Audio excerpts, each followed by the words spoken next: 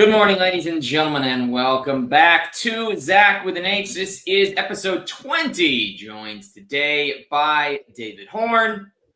He's a rising senior at Hunter College. He's the play-by-play announcer for all the Hawk sports, also is the voice of a number of CUNY Conference Championship games, works the TV station, works the radio station, and in his spare time, which he somehow has outside of the classroom and outside of all that, you can find him as R.A. David. But good to have you on, David. Great to reconnect, man, and looking forward to learning more about your story than I have, having worked with you for the last couple of years. Yeah, Zach, thanks for having me on. It's been a pleasure working with you all these years, and I'm glad that we're finally able to get this going.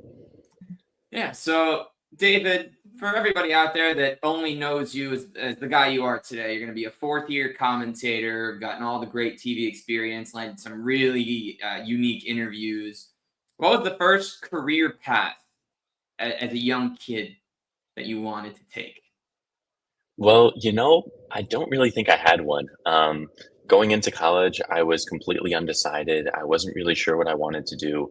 And when I was deciding kind of what I wanted to do with a career, I was thinking, what can I see myself doing in 30, 40, 50 years and still enjoying every day of? So that's really how I got into play-by-play because I was like, well, I love this stuff. This is amazing. And it invoked so much joy in me as a kid.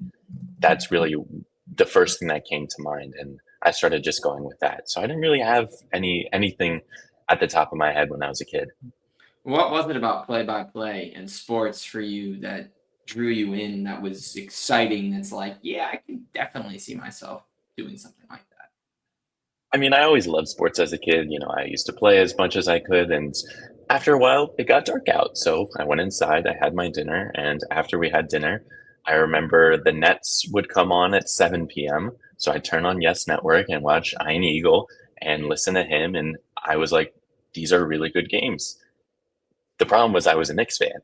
So then I would wait until 7:30, and then I'd go turn the Knicks game on and watch the rest of that until I had to go to bed. And that was really the first introduction that I felt like I really had. I mean, the two of them, Mike Breen and Ian Eagle, were just such great introductions, and I could tell that they were enjoying so much of what they did. And it must have been unique having those two guys because both of those teams fluctuated to being very good and very bad for Yes. long stretches of time. So you're learning some of the names of guys that a lot of common fans today had probably never heard of before. Oh, of course. I mean, it's such a fun game to bring up random Knicks from 2014. Um, I think that was my prime when I knew everything. For some reason, 2014 was my year. I knew everything about every sport, and I don't know why. But I mean, I'm a New York fan through and through, born and raised here. So I really enjoy just rooting for the home teams, as bad as they've been and as good as I hope that they'll become. And to that, I will say shout out to the Cole Aldrich hook shot that cleared everything. And obviously, Lexi Shved and Lance Thomas, Lou Amundsen, trade deadline acquisition from Cleveland. See all the cats behind. But had to throw that in. You have a favorite random Nick before we continue from that season? Pablo Prigioni has always been my favorite Nick, and I have no idea why, but I just love him to death. Look who's got the ball right behind my head on this side. Look who's got the basketball. Oh, look at that. That's There it Pablo is. Prigioni being guarded by Matthew Dellavedova. What two random names? Signed by Matthew Dellavedova. You know how we do. But okay, so in high school, you played a lot of baseball. You're a baseball player. You're continuing to kind of move up, figure out what you want to do in sports. So why Hunter College to continue your journey and really get your feet wet doing everything at the college level? Why there? Well, I'm a guy that likes to give myself a lot of different options as best as I can. So going into college, I said, well, what can I do to help me out? My school had some fee waivers. I was able to apply to 24 colleges, just applied all over the place, mostly in the East Coast and in and around that region. But I applied to some other schools as well, tried to give myself options, applied for scholarships, applied for grants, applied for honors programs. And, I applied all over the place. And the one that gave me the best results was Hunter College, and more specifically, the Macaulay Honors College at Hunter College. It was able to give me tuition-free education for all 4 years, and it was also able to give me 2 years of free housing in New York City. I mean, I couldn't pass that up. This is the best city in the world. Of course. And then when you get there, David, when you get to Hunter, and again, you've done a lot, but how did you start? How did you go about making sure that you can get your first opportunity and giving yourself the chance to start getting on air in whatever capacity that was? Oh wow. Well, first semester in the fall, I was still kind of getting adjusted to college and figuring out what I wanted to do. At this point, I was still undecided. But at some point, I had that epiphany that I was like, I just want to call games. So what I ended up doing was I reached out to the athletics department and John Garrett, and at first I was like, "Hi, my name is David," yada yada yada. Wrote him a very nice email, and I said, "Can I call your games?" I wasn't expecting any pay because I was a freshman in college with no experience. I was looking to kind of just get the reps to get going. And he replied back and said, "No, rightfully so." And I was like, "Okay, that's fair. However, I'm not going to give up." So I reached out again. I went in person. I tried to introduce myself. And, it was all right, we'll talk it over with our team sort of thing. So eventually they did that. I followed up once or twice. They were, and just made sure that I was going to be able to do it. And eventually they said, "Okay, but you have to start figuring it out for yourself. You have to figure out how you're going to call the games, where we're going to put them, and all the logistics of that." So at this point, I have no technology background. I figured that there was already something in place. However, there wasn't. So I started calling my first games. They were um, a home away from home. So Hunter College does not play their games on campus, at least for their outdoor sports. They play at Randall's Island, which, if you know New York City, is not so close to Hunter. You have to No. take vans over there. We pack everything up and we call games outside in the worst wind you will ever expect in your entire life. And the conditions are horrible, but it's fun because you're still getting to call games. So I started calling softball games to start. The team was incredibly supportive. The parents that listened in were incredibly nice, and they said great things and suggested areas to improve. So we kind of did it, that sort of thing. But it just goes to show that you have to sometimes ask again and try again. And thankfully, Hunter College was able to give me that opportunity. Yeah, and how important exactly is it for that? Because a lot of people will get turned down and then kind of give up. You send one email, you make one call, it doesn't work. How important is that persistence and really getting your foot in the door for people that want to do that? Well, I think it's incredibly important because if you don't succeed at first, you have to try again. And sometimes people just want to see how resilient you are, how much you care about what you're looking to do. If you continue to show your face, continue to put on a smile, and continue to talk to people and try and, you know, show a benefit out of what you're looking to do, eventually I think that you'll be able to get a chance like I was lucky enough to have. And of course, now you've been doing play by play you're going on your fourth year. So when you're preparing, David, what is your general method for making sure you have all your information, and how much time would you say you devote to each team per game that you do? So the home team and the visiting team, and in the case of a neutral game, both of those guys. Well, it kind of depends on who I'm doing it for. I think it varies because with Hunter, I'm usually calling every game for the entire season. I try and get to know people as best as I can. Obviously, I have some prior knowledge of players and coaches from previous seasons, but before every season, I try and talk to the coaches, see what's up. Like, hey, what's your game plan? How are you looking to play this year? What new additions did you have, and how are you looking to incorporate them? Um, Try and get as much as I can before the season, talk to the players if I can, maybe show up to a practice or two, and really just do what I can. I'll do my research before if there's any transfers, look up past season stats, look up different types of trends in terms of how certain individuals are performing. So I dedicate honestly as much as I can. I want to know everything about these people, where they went to high school, how they did in high school, what was that experience, why did they decide Hunter, why was this a fit academically, what are they doing that has landed them in the position that they're in currently. Now, of course, on the other side of things, I can't always do that for the visiting team. That'd be very difficult. But obviously, I do my research beforehand. I look up stats, I look up previous schools, I look up anything that I can possibly find about these people. And before a game, I'll try and give it, I don't know, it really varies. There are times where I'll give it 3 or 4 hours. There are times that I'll give it more than that. There are times that I might give it less, but I try and give myself at least like a good 3 hours to do my research and delve into it. Now, if it's a neutral side, I'll try and talk to people who have already called games for them, or if they know things that I don't. I really like to focus on how teams play and if there's a certain style or character to that, because I think that kind of helps me understand certain trends about the team and why this person shoots more threes, why this person doesn't, all those sorts of things. So I try and give myself as much time as humanly possible. And some know this, some don't, but only about 10 to 20% most of the time of all these hours of research actually makes its way onto the broadcast with time to speak about it and the opportunity to get it out. So, with that said, David, there's maybe only going to be a handful of games over the course of every 100 where you get to use all of it. So, what would your advice be to somebody that's calling a game where a team's down by 50 as compared to the hopeful close game that we all hope we can get every time, but admittedly, it doesn't happen like that. Yeah, when I started doing games, I thought that I had to use all my information and just kind of get everything out there.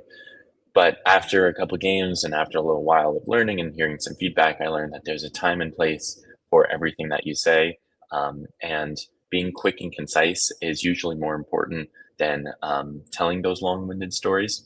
However, when it's a situation like that where a team is down 50, I have to remember that every single game that you do is still a story. It's a chapter in a book. It's a way to kind of tie everything together. It could be the middle of the season, you're up by 50, you're down by 50. But this is a turning point in your season. It could be, or it could not be. It can kind of be a tell of how the rest of the season is going to go. I like to map out individual players, talk about positives that I've seen. There's almost no times where you'll hear me talking negative about a person or about a player or a coach or anything like that. I try my very, very best to frame everything positively and looking forward and looking for each of these players, coaches, teams to improve throughout the course of the season. Because at the end of the day, that's what we're looking for with all these games and all these teams. What lessons, David, would you say you've learned, and how important is it to be a sponge? And this is incorporating broadcasting, the TV station, the radio station, to be a sponge and just pick up as much as you can when you're figuring out new crafts and new styles, new techniques, and just new mediums. Well, this doesn't just apply to the media world, but specifically in the media world, it is so important to absorb as much knowledge as you possibly can. When I first started out, I didn't know anything about technology. I didn't know as much about play by play as I wanted to. So what I did, I looked up YouTube videos. I tried to find anything and everything that I can to make things more accessible for the audience. I mean, I started calling games on Twitch. I mean, it was a mess. But then after a while, I thought, okay, YouTube is probably the route to go. We started putting games on there. And after a while, I started learning about the ins and outs of how YouTube works, how all of the different technology works. So not just, the computer parts of things, but okay, what types of microphones should we use? What types of mixers should I buy? How can I make the audio quality of this broadcast better? And then through that, I started learning more about the video and I started getting excited about that. I created a production team at Hunter. I mean, we had people working on different events and stuff like that. We had students working on the cameras and the switchers and learning more about that. When they asked me a question, I wanted to be able to answer it to the best of my ability. So I started learning about cameras. I started learning about, okay, how do you shoot for sports events? There's so many different things that go into putting in a wonderful broadcast. And I tried my best to learn all of those sorts of things. And then through the other things that I do with the radio station, I started learning more about audio and how to work that stuff. I learned more about streaming with the CUNY TV stuff that I've been doing. I learned how to prepare an interview. I learned how to be more concise with my words and be more effective. I learned how to conduct interviews for the radio station where I hosted my show Hawk Athletics, talking to um, athletes, coaches, and alumni and faculty and all those sorts of things. And really just using everything that you can and putting it all together to make a mesh of whatever I do now. And so you're doing all this, you're learning all this while also being enrolled in the honors college, also being an RA, and obviously having to spend a lot of time in class. So, how important is that balance? Because you're working on all these different things. And of course, still the main thing that you're there for and everyone's there for is the actual classwork, which is well outside the realm of the time of everything else you're doing. Well, you still got to make time for your classes. I mean, that's my number one priority right now. I still get good grades. I still have to make sure that I do to hold up my scholarship. And, I try and make sure that I'm taking classes that I can enjoy. Um, Part of the reason why I work so many jobs while doing school at the same time is not because I'm like, oh, I want to be working, I want to be doing all this. No, the reason why is I enjoy every single thing that I do.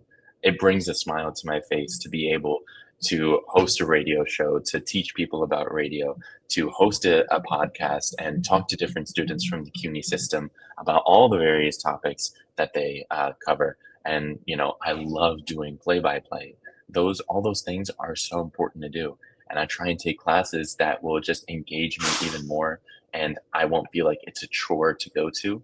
I feel like a lot of people burn out in college because sometimes of the classes that they're taking, other circumstances, but I try and make sure that I'm taking interesting classes to keep me engaged in all the stuff I'm doing. Like, for example, this upcoming semester I'm going to be taking an introduction to digital audio class where I'm going to be learning how to like sample music, make beats, do like full productions for like bands and stuff like that. And I'm so excited for that. So I just try and make sure that I'm keeping up with all that. And of course, maintaining good grades. And how would you say it seems the answer would be a resounding yes, 10 stars, would recommend your expectations of what you wanted when you first got into doing games and getting on the radio and doing the TV to now having done it all for a couple of years. How has it been for you overall, the experience? Well, Are I'd you say that part of the reason why my experience in college has been so much fun and so exciting is because I partially paved my own path. Of course, I had help along the way and had people by my side, but I reached out to every single kind of thing that I've done. Of course, we talked about me starting out with Hunter College Athletics and Yep. reaching out a couple of times to make sure that I can call those games. And then at around the same time, I started hearing about the radio station, and I was like, oh my God, this sounds like so much fun. What can I do to be involved? So I reached out. If they didn't answer, I went to the room and I was like, who can I talk to? I got myself started with a show. At first, I wasn't doing a sports themed show. And then a semester after, I started doing a sports themed show. And it was because I asked. And then the same thing with CUNY TV. I applied for an internship. I was able to get it. And then I made lasting connections over there in just 6 weeks that I was there for a summer. I went maybe 6 to 8 months without being with them. Then I heard about the position opening up for CUNY Uncut, which is the show that I'm currently working on. There was an application in March. I applied. I sent a follow-up email. I sent a cover letter. I was just so excited by the inside of the opportunity, and I was able to get the position. I mean, partially the reason why I think college is so crucial for people and it's the place where people find themselves or find great opportunities that kind of map out the rest of their life is because they go for it. They reach out for the opportunities that they want. Now, of course, it's not always going to work out with those big companies like the NBC Universals of the world. Like, of course, I've applied for those. I've written my cover letters. I've done what I can, but you also have to realize that it's going to come. You got to be patient with some of these things, and the connections that you'll make along the way will eventually get you in the position that you hope to be for the rest of your life. Very well said. Thank you. And for all the good, David, of course, anyone that works in sports, anyone that's been through the broadcasting and balancing of being in school before and then working and doing games, what would you say, admittedly, has been the toughest part of everything you've done? Well, I think the toughest part is partially my favorite part. It's the time management, of course. I mean, there's only so many hours in a day, and working four jobs on top of classes, on top of trying to have a social life. I mean, all these things are so important. So I make sure to give myself a good schedule and try and be flexible wherever I can. Obviously, I'm not missing my classes. I'm going to go to my classes. Those things are set in my schedule. I will make sure I'm going to work. I will try and organize things way in advance. Um, for play by play in particular, they announce the games way before the season or the semester actually starts. So I make sure to map everything out on my schedule. I say, okay, I'm not available this time. And throughout all of this, I mean, time management to me is so fun. My Google Calendar, anytime I show it to anybody, they're like, "What? How do you do all that?" And I'm like, "Well, nothing's overlapping. It still works out." So I really enjoy doing that and mapping everything out, making sure I put away time for my work, my school, and my friends. Those things are very, very important to me, and So, I think that it's one of the best things about college. It's where you learn how to organize yourself, and that's something that I've really grown into at my time at Hunter. and so you talk about all these things. What is this term social life that you mentioned? I dedicate time every single day to, if I can't see a friend, text a friend, catch up with a friend. I want, despite how busy I am, I want to make sure that all my friends know that I care about them, that they're loved, that they know that I'm there for them if they ever need it, despite all the other things that I do. That's an incredible balance. Honestly, I think anyone that goes to see the circus and you see the balancing act on the high beam, I think that might rank second to the way you're able to put four jobs plus school plus that plus what I would guess is some kind of healthy sleep schedule so that you're not burnt out when you start. And of course, though, David, that's the grind, right? That's what it's all about. If you want to work in sports and you want to have the opportunities to do games, which are always at night during the week, and then obviously there's the weekends. You really have to be dedicated. And so as you've gone through the grind, it seems that it's only brought you closer to what you love and that it ain't no problem. Yeah, I've tried my best to watch those, like day in the life videos of the people whose job I can imagine loving, as I get older, and try and just see, okay, what's their daily tempo like? How do they orchestrate themselves? Are they always at 1,000,000%, or do they have times where they lean back and relax and find time for other people? So I try and make sure that I'm doing that as well. Where I can, I try and mimic those things and try and prepare myself for the next steps in my life. Whether, I'm about to graduate pretty soon, and that's an exciting and scary thing at the same time. So I've been looking at graduate schools. If I can, I'm trying to stay in New York. I'm going to apply all over the place, try and give myself those opportunities like I was talking about before. I'll apply to different graduate schools. I'll try my best to stay in New York City because that's where home is. But if not, I'm going to apply elsewhere. At the same time, I'll keep applying for jobs and see if I can get something out of college. There's so many different opportunities out there.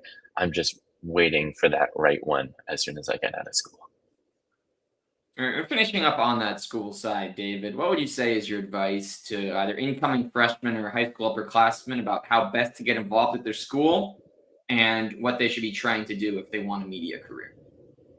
Well, first off, I want to say that I was undecided going into school, and that is a very scary thing. There's a lot of uncertainty with it. And I would say, think about the things that will bring you joy as you get older. You don't want to be stuck in a job when you're 30, 40 years old that you're not really enjoying every day of. You want to make sure that you're enjoying the best of life on both sides of it, whether it's work or your personal. So I would say, think about the things that bring you joy and try and think about how that can shape into a career. Um, See yourself imagining yourself in 20, 30 years. And if you're enjoying it, see if you like that job or see if you can talk to somebody who has that job. And I would say keep getting involved in different types of things. Don't just put yourself in one field and then say, okay, this is it, all or nothing. Learn a little bit about both. I mean, personally, I'm a double major. So right now I'm studying media studies and statistics. Crazy, combination of things. But for me, it works out because obviously I love sports and broadcasting. That's the media side, but there's so many numbers involved in that. So that's where I saw the statistics in there. And then at the same time, I have a backup plan. With my statistics degree, I can go do so many different things. I can be a data analyst. I can teach statistics to people. There's so many different areas that you can involve yourself in. And college provides so many opportunities for so many different things. So why not make the most of it and try everything that you can? So essentially, go treat the opportunities like a smorgasbord, right? You got to get a little bit of this, a little bit of that, and make sure you don't fill your plate with too much of one thing, so that in the case you don't like it, it's not for you. You can still have other things to try. And you can always come back to things. I think that's what people forget about. Personally, I started taking voice acting classes because I was like, wow, a sports broadcaster does games at night typically. So if I'm doing games at night, I can do voice acting from a home booth during the day. And I thought that would be like the most amazing career. I would have so much fun, like 24/7.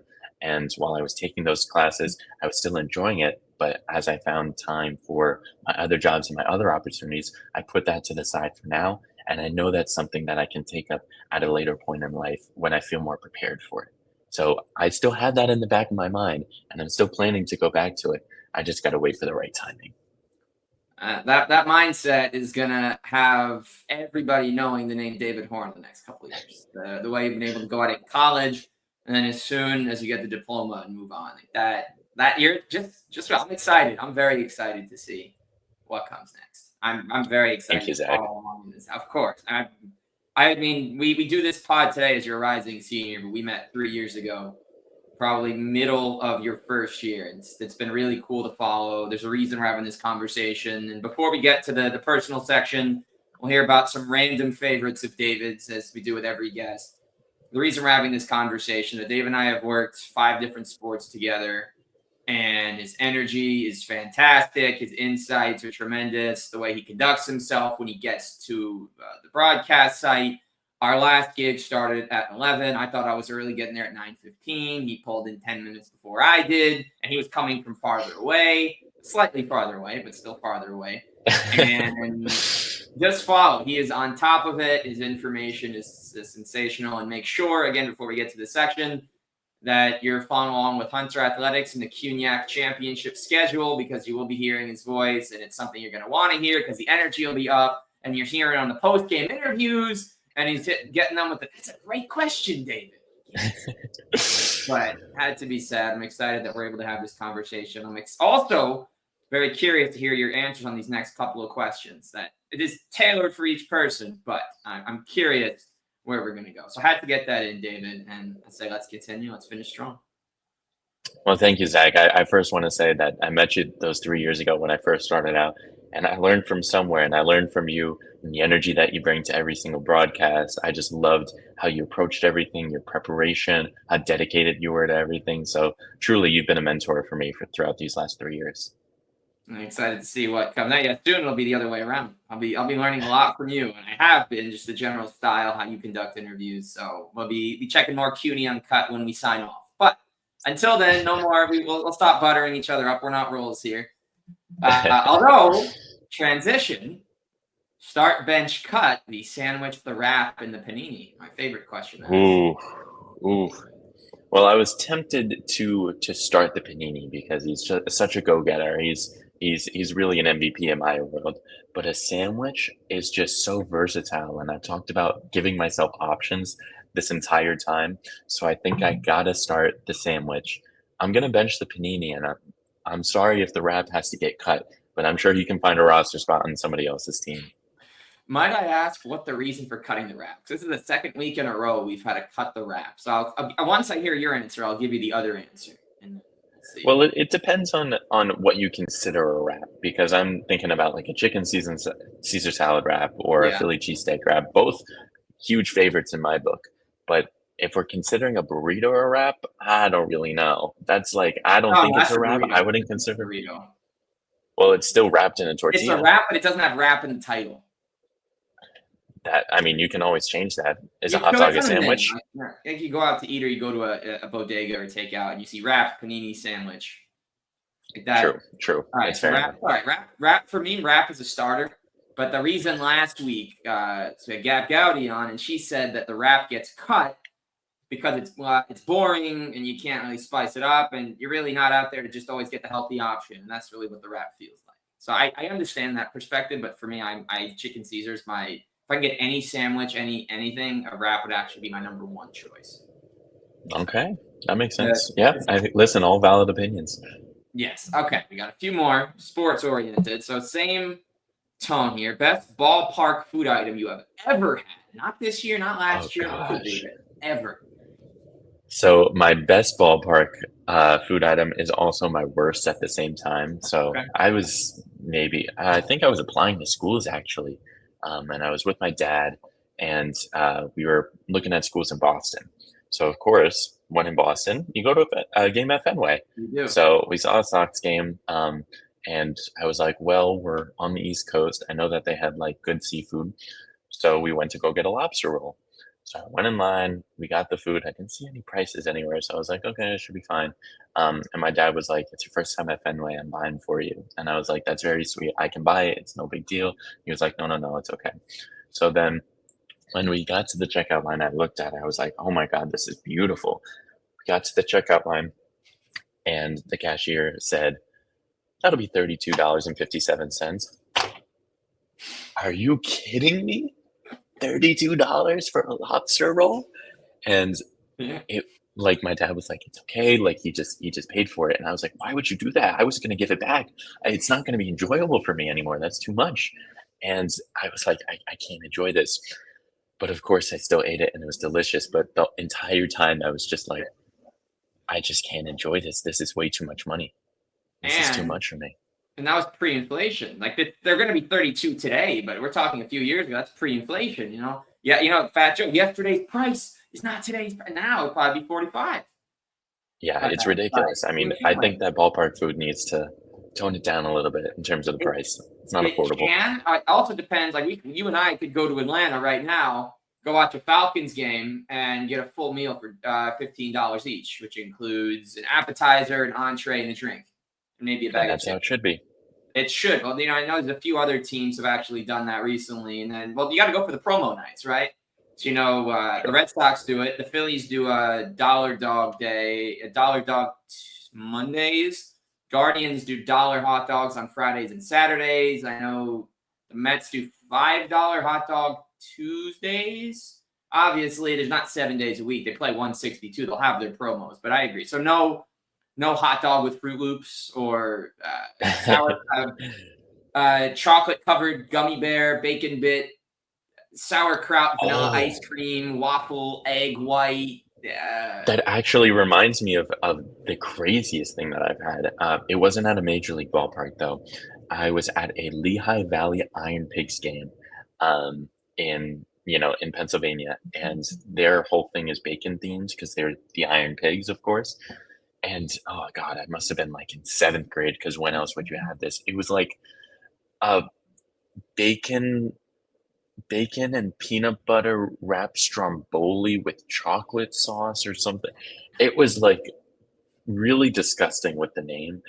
And I remember thinking it wasn't that bad, but it was the craziest thing that I've ever had in my life. I mean, I don't think I would ever do it again, but I think I was happy that I had it that one time. So that was a pretty crazy one. The minor league teams always have something up their sleeve. And see, and then there's me at the Portland Sea Dogs game just getting the fry cup, and that was adventurous to me. No, I've ventured. I don't. If I had to answer for myself, I'd honestly just probably tell you the. See, I don't go crazy at ballparks. I guess the only weird thing I've had literally ever was the rainbow cookie egg roll at City Field 2 years ago. Oh, wow. That So sounds you got the, disgusting. the tri- I call it a tricolor, but most people call it a rainbow cookie. It looks like a stoplight. It's the Italian flag, pretty much. Okay. And they had that inside of an egg roll. It was like a 6 out of 10. It was weird because it was so hot, and then the cookie just kind of there. It's like okay. All right. Yeah. All right. Yeah. All right, last question here before I give you a chance to promote what you'll be doing and sign off. Favorite call of yours in a moment that you've had so far? Maybe it was a phrase, maybe it was a whole situation, maybe you just like that you got a pun in there that resonated. Do you have a favorite? Well, I have two that come to mind, and they're both in CUNY Championship games. The first one was the CUNY Championship game for baseball with John Jay in 2024, I believe it was. And it was their first CUNY Championship in a crazy amount of years, I think since like 2008 or something like that. Um, and it was a long time coming. It was a team that was number four ranked throughout the entire season. They were the lowest seed. They came all the way back and they just dominated the championship series. And I was very excited to call that. I was calling that by myself. It was a beautiful day. It was Coney Island. I mean, what's better than that? Well, what might be better was actually a call with a good buddy of ours, John Perez. Yep. It was the CUNY championship game for the men's soccer team this past fall, and it was the number six ranked Hunter College Hawks versus the number one ranked Lehman College Lightning.